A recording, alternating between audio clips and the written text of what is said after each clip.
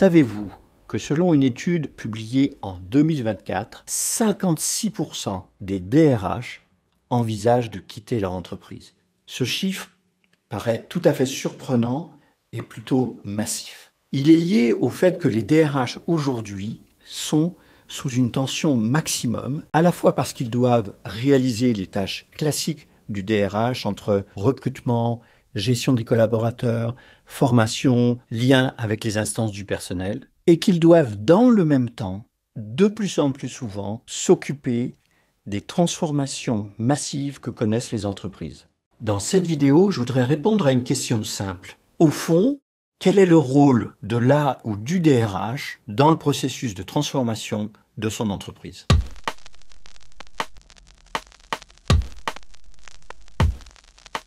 Bonjour et bienvenue sur la chaîne AK Transformation, la chaîne du coaching d'organisation. Aujourd'hui, je vous parle du rôle de la ou du DRH dans une transformation d'entreprise. Au fond, le ou les DRH ressemblent un peu à ces déesses indiennes qui ont de multiples bras et qui, toute la journée, décident, accompagnent, arbitrent, vérifient et finalement sont au four et au moulin dans leur travail de DRH classique et aussi pour les transformations. Il y a classiquement cette idée que dès lors qu'il s'agit de transformation, eh bien au fond, ce sont aux DRH de les faire, à eux de se débrouiller et de se démultiplier.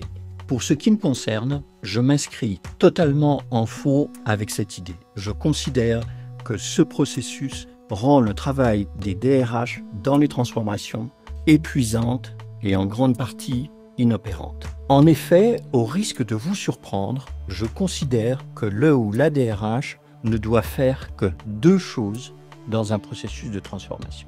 C'est bien entendu totalement contre-intuitif, mais c'est le produit de mon expérience et ça fonctionne beaucoup mieux que d'être au four et au moulin. La première chose que le DRH doit faire et qui est fondamentale, c'est de travailler son alliance avec la direction générale, sans qui aucune transformation ne peut se faire, ou avec les prescripteurs de la transformation. Ça peut être une direction de business unit ou de pays ou de région. Pourquoi ce travail d'alliance est aussi important? Pour une raison simple, c'est que dans le processus de transformation, il va y avoir des difficultés, il va y avoir des émotions, il va y avoir des remises en question, il va y avoir des changements de rythme. Et c'est grâce à la qualité de l'alliance entre le DRH et la direction générale que cela pourra avancer, se poursuivre et aboutir.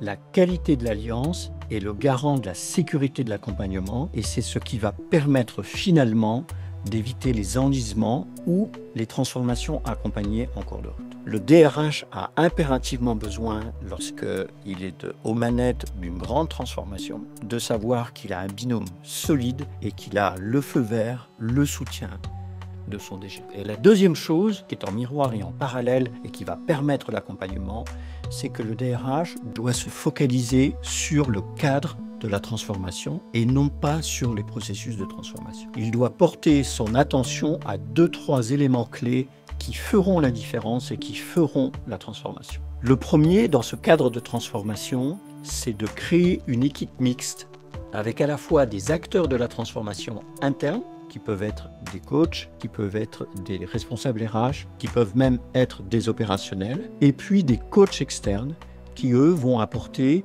une expertise de processus et surtout un regard extérieur. Avec cette équipe mixte, le DRH dispose d'une sorte de bras armé qui va mener la transformation avec à la fois une alliance interne, les acteurs internes, une expertise externe, les coachs d'organisation. Parallèlement, il doit, dans ce cadre de transformation, constituer ce qu'on appelle un comité sponsor, non pas un comité de pilotage, mais bien un comité sponsor, pour s'assurer que la transformation elle-même, et ce d'autant plus si elle comporte des enjeux importants, sera sponsorisée par des membres de la direction générale. Et puis enfin, troisième élément de ce cadre de transformation, le DRH ou la DRH doit rechercher des alliés. On les appelle parfois des ambassadeurs, on peut les appeler des relais, mais en tout cas, ce sont des acteurs engagés, prêts à bouger, prêts à être moteurs, et qui vont également permettre d'obtenir des retours de terrain pour, au fur et à mesure de la transformation, procéder aux ajustements nécessaires. Vous le voyez, le DRH, la DRH n'ont pas à être partout, ils ont à se focaliser uniquement sur ces deux choses, alliance avec la direction générale, cadre de transformation. Quels sont les bénéfices de cette manière de faire, c'est d'abord que ça évite l'épuisement des DRH. Et ça éviterait peut-être que 56% d'entre eux veuillent partir. Mais ça a un autre mérite, c'est que les DRH qui cherchent à être partout, parfois pour maîtriser la transformation, pour se rassurer, finalement, sans s'en rendre compte, ralentissent la transformation et font monter les résistances. Le dernier bénéfice qui est extrêmement important, c'est qu'à partir du moment où les DRH adoptent cette posture, ce positionnement, ils vont rester stratégiques dans la transformation. Un des risques d'une grande transformation, c'est d'être aspiré par les processus de terrain et finalement de s'enliser, de perdre de vue